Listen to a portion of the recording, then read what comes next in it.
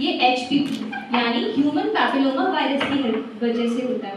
और इसके सिम्टम्स क्या क्या हो सकते हैं, जैसे कि वेजाइना से एबनॉर्मल ब्लीडिंग, अनयूजुअल डिस्चार्ज या फिर पेल्विक पेन हो सकता है। इसके और भी सारे सिम्टम्स हैं, इसके बारे में हम कल कंटिन्यू करेंगे। Thank you.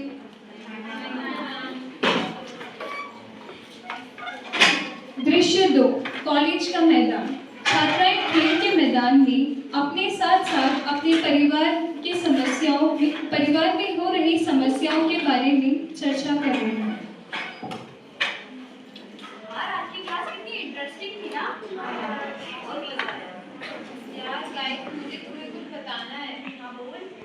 यार आज मैम क्लास में ब्रेस्ट कैंसर के बारे में बता रही थी ना, तो मुझे भी कुछ दिन से अपनी लेफ्ट में पेन और हार्ट बीट फील हो रही है। यार मुझे डर लग रहा है। ऐसी बात मैं मजाक में नहीं करती। नहीं मुस्कान, मैं सच कह रही हूँ, मुझे सच में ऐसा लग रहा है। तो तूने उस टाइम मैम को क्यों नहीं बताया जब मैम बता रही थी? यार मुझे मैम के सामने बहुत शर्म आ रही थी ऐसे बातें करने में। कोई बात नहीं,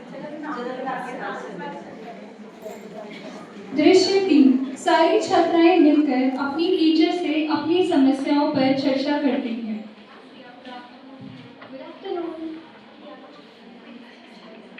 हाँ बोलो प्रिया।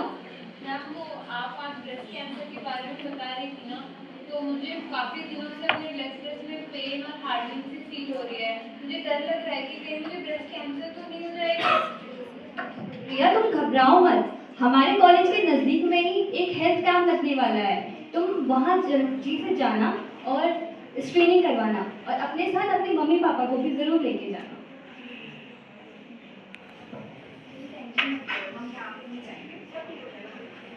अंजलि को भी आपको कुछ बताना है। मैम वो ना क्लास में जब ना सर्वाइकल कैंसर के बारे में बता रहे थे, तो ऐसा ना मेरी मम्मी के साथ भी हो रहा है 2-3 महीनों से। मतलब हम उनको बोलते हैं कि डॉक्टर के पास चलो, डॉक्टर के पास चलो, वो हमारी सुनती ही नहीं है। हमने उनको इतनी बार बोला है कि एक बार तो दिखा दो, एक बार दिखा दो, वो हमेशा ही टाल देती हैं। मैम मैं उन्हें कैसे समझाऊँ अब?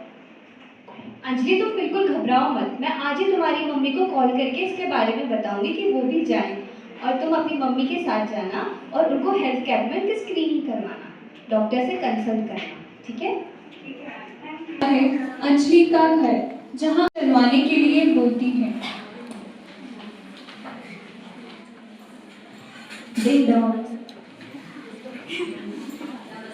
नमस्ते बेटा, आओ अंदर, मैंने तुम्हारे लिए खाना रखा है, चलो खाना खा के। नहीं आंटी, हमें आपसे कुछ इम्पोर्टेंट बात करनी है। आप यहाँ इम्पोर्टेंट बात, क्या बात है?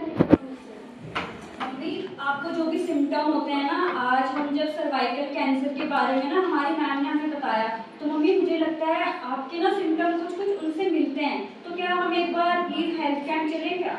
नहीं बेटा, मुझे तो कुछ नहीं हुआ है। आंटी ये बहुत सीरियस कंडीशन है, आपको इसको एक बार डॉक्टर को दिखा लेना चाहिए। बेटा मुझे तो बस थोड़ा सा कमर दर्द रहता है, वो भी मैं खान पीन ठीक कर दूंगी तो ठीक हो जाएगा।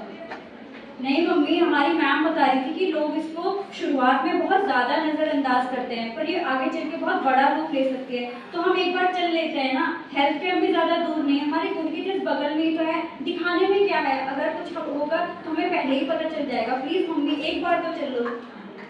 चलो अब तुम इतनी जिद कर रहे हो तो चलते हैं।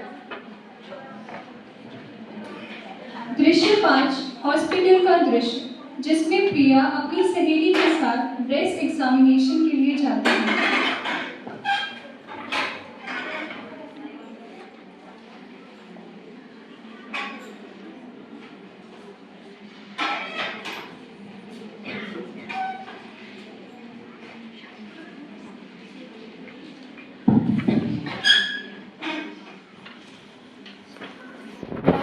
मुझे बहुत डर लग रहा है यार कि मुझे ब्रेस्ट कैंसर तो नहीं होगा। मैं क्या करूँ? अरे टेंशन मत ले, चलो। किसको दिक्कत है आप दोनों में से? आइए बैठिए। क्या नाम है आपका? मेरा नाम प्रिया है। बताइए भैया, क्या दिक्कत है आपको? मुझे एक काफी दिनों से मेरी लेफ्ट ब्रेस्ट कैंसर हो रहा है और मैं हार्ट बीट फील हो रही है। आपने कभी ब्रेस्ट सेल्फ एग्जामिनेशन किया है? नहीं मैम, ब्रेस्ट सेल्फ एग्जामिनेशन के बारे में पता है पर कभी करा नहीं है। ठीक है, मैं तो बहुत आप इनको देखेंगे और इनका ब्रेस्ट एग्जामिनेशन करेंगे फिर मुझे बताइए। आप बताइए।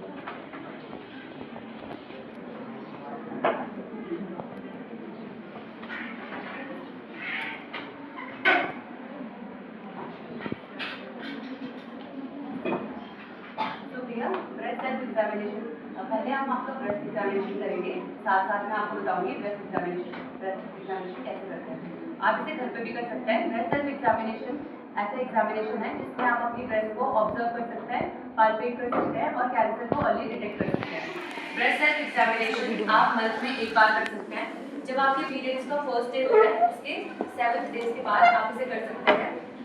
इससे जो मेनोपॉजल वुमेन है यानी कि जिनके पीरियड्स अब नहीं होते हैं वो हॉस्पिटल में जाकर क्लिनिकली हर साल करवा सकते हैं, और जिनको पीरियड्स अभी भी चल रहे हैं जैसे कि 15 to 45 ईयर्स ऑफ जो फीमेल हैं वो इसको 3 ईयरली हॉस्पिटल में करा सकते हैं और मंथली घर में कर सकते हैं। जो पोस्ट मेनोपॉजल वुमेन है जिनको पीरियड्स नहीं हो रहे हैं वो इसको मंथ में किसी भी एक डेट को अपने अकॉर्डिंग कर सकते हैं। अभी मैं आपको सिखाऊंगी इसको कैसे करते हैं। सबसे पहले आप मिरर के सामने खड़े होंगे, आपको अपनी अपर ड्रेस रिमूव करनी होगी, आप बिल्कुल स्ट्रेट खड़े होंगे। आपको देखना है कि आपके ब्रेस्ट में कोई एब्नॉर्मैलिटी है नहीं, जैसे कि आपकी स्किन फील हो रही है या आपको कोई लम्प फील हो रहा है या फिर आपके कोई एब्नॉर्मल डिस्चार्ज हो रहा है। तो आप सबसे पहले सीधे खड़े होंगे, उसके बाद अपने बैक पे आप हैंड्स रखेंगे, आप सीधे खड़े होंगे। पहले आप अपने आप को ऑब्जर्व करेंगे। आप इसमें ये भी देख सकते हैं कि आपकी दोनों ब्रेस्ट में कोई एब्नॉर्मल चेंजेस या फिर शेप और साइज में बहुत ज़्यादा डिफरेंस है नहीं। फिर उसके बाद आपको एक साइड होना है, आप फिर अपने आप को ऐसे ऑब्जर्व करेंगे और फिर उसके बाद आपको दूसरी साइड घूमना है। अभी मैं आपको बताऊंगी कि आप इसे कैसे कर सकते हैं।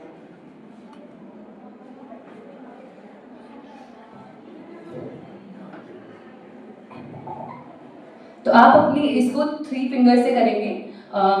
तो आप अपने फिंगर्स के जो फिंगर पैड्स हैं वो यूज करके एग्जामिनेशन करेंगे। इसको करने के 3 मेथड्स होते हैं, एक है सर्कुलर, एक है रेडियल स्पोक और एक है वर्टिकल स्ट्रिप।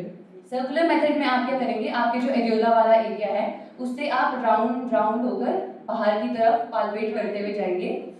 दूसरा मेथड है रेडियल स्पोक, इसमें आप क्या करेंगे, बाहर की तरफ से अंदर आएंगे, फिर नीचे की तरफ से अंदर आएंगे, उसके बाद यहाँ से और सारी साइड से आपको सेम तरह से करना है। उसके बाद होता है वर्टिकल स्ट्रिप, इसमें आप क्या करेंगे, पहले आप एक साइड से नीचे की तरफ जाएंगे, उसके बाद ऊपर की तरफ पाल्पेट करते हुए जाएंगे, दोबारा नीचे, दोबारा ऊपर, दोबारा नीचे और दोबारा ऊपर। इस तरह से आप अपना पूरा ब्रेस्ट सेल्फ एग्जामिनेशन कर सकते हैं घर पर।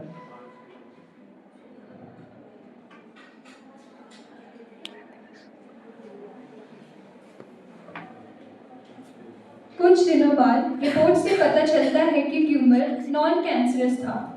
दृश्य 6, अस्पताल का दृश्य। अंजलि अपनी मां को लेकर अस्पताल दिखाने ले जाती है।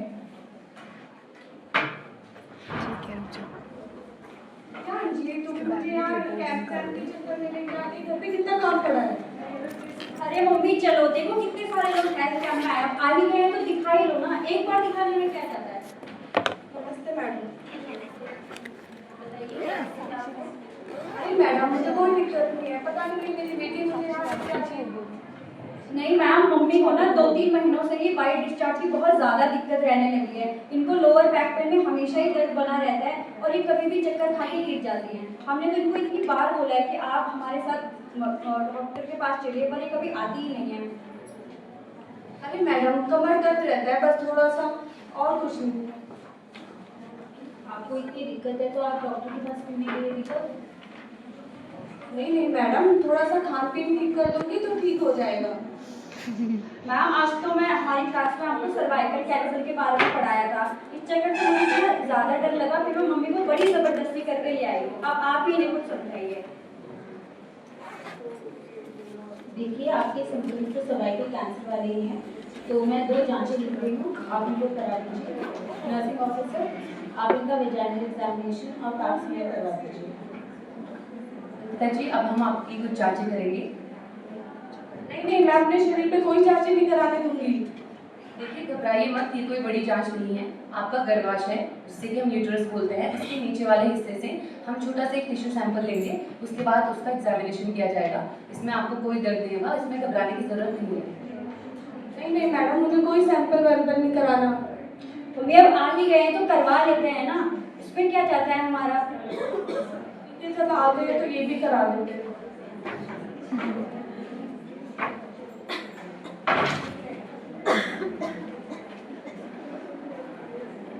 कुछ दिनों बाद मिसेस अंकिता की रिपोर्ट आई है।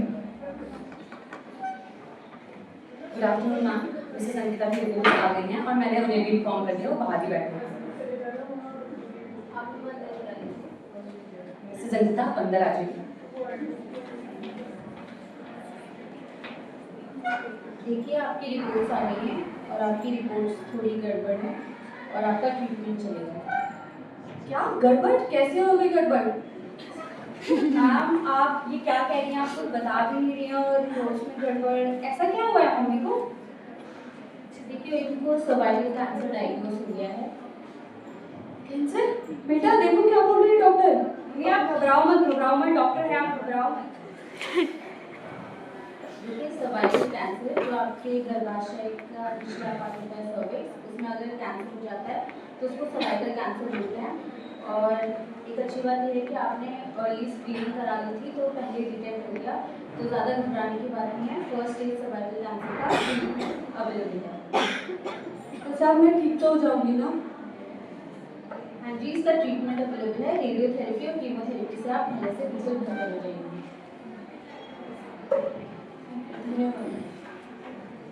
और आपको बाकी जानकारी चाहिए तो नर्सिंग ऑफिस से आपको दे देंगे। क्या आपकी माता जी ने कोई HPV की वैक्सीन लगाई है? नहीं मैम, ऐसा तो हमने कभी कुछ भी लगवाया है। ठीक है, मैं अभी आपको HPV वैक्सीन के बारे में बताऊंगी। कम से कम 100 स्ट्रेन होते हैं, जिसमें से जो सबसे ज़्यादा खतरनाक होता है वो होता है स्ट्रेन 16 एंड 18, जो सर्वाइकल कैंसर के मेजर कॉज होते हैं।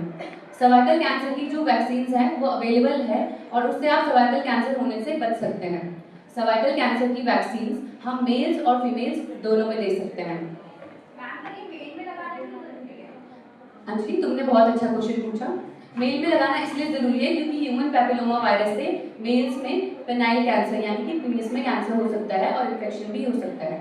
तो according to Center for Disease Control and Prevention इसके लिए शेड्यूल दिया गया है और इंडिया में सर्वाइकल कैंसर वैक्सीन के लिए कुछ रिकमेंडेड एज है जो है 9 to 26 ईयर्स ऑफ एज। इसको अगर आप 15 ईयर्स से पहले लगाते हैं तो आपको इसकी 2 डोज लगानी होती है। अगर आप इसे 15 ईयर्स के बाद लगाते हैं तो आपको इसकी 3 डोज लगानी होती है। मैं आपको बताऊंगी कि इंडिया में इसके लिए एज ग्रुप क्या क्या है। तो एज 9 to 14 ईयर्स में 2 डोज HPV वैक्सीन लगती है। फर्स्ट डोज लगती है 0 मंथ यानी कि अगर आपने आज लगवाई तो फर्स्ट 0 डे हो गया है और सेकंड लगती है इसके 6 to 12 मंथ्स के गैप में। अगर आपने 15 ईयर्स या उससे ऊपर लगवाई है वैक्सीन तो इसकी 3 डोजेस लगती हैं। पहली डोज लगती है किसी 15 ईयर्स के बाद किसी भी एक दिन, उसके 1 या 2 महीने बाद आप सेकंड डोज लगवाएंगे और जो ये फर्स्ट डोज है इसी के 6 मंथ के अंदर आपको थर्ड डोज लगवानी है। मेल्स में जो इसकी वैक्सीन लगती है वो 20 to 26 ईयर्स ऑफ एज में लगती है। इसमें भी 3 डोज रेजिमेंट दिया गया है, मतलब 3 डोज लगवानी है और एज 27 से 45 तक इसकी वैक्सीन दिया गया। ये FDA ने अप्रूव किया है बट रूटीनली रिकमेंडेड नहीं होता है। तो HPV वैक्सीन शेड्यूल ये इंडिया में है। पहले मैं आपको HPV वैक्सीन के बारे में कुछ बताना चाहूँगी। तो HPV वैक्सीन बहुत सारी हैं, जैसे जो इंडिया ने डेवलप की है वो है सर्वोवैक, जो कि बाइवैलेंट वैक्सीन है, यानी कि ये जो सर्वाइकल कैंसर है उसके 2 स्ट्रेन्स के अगेंस्ट काम करती है। दूसरी है सेरोवारिक्स और तीसरी है गार्डासिल, जो कि क्वाड्रिवैलेंट भी है और नैनोवैलेंट भी, यानी कि 9 स्ट्रेन्स के अगेंस्ट काम करती है। तो ये शेड्यूल मैं आपको ऑलरेडी बता चुकी हूँ। फीमेल के लिए 9 to 14 ईयर्स ऑफ एज और 9 to 26 years of age, 9 to 15 years of age. और ये bivalent vaccine, quadrivalent vaccine, nonavalent और नॉनवैलेंट वैक्सीन है। इसको आप 45 ईयर्स ऑफ एज तक भी लगवा सकते हैं।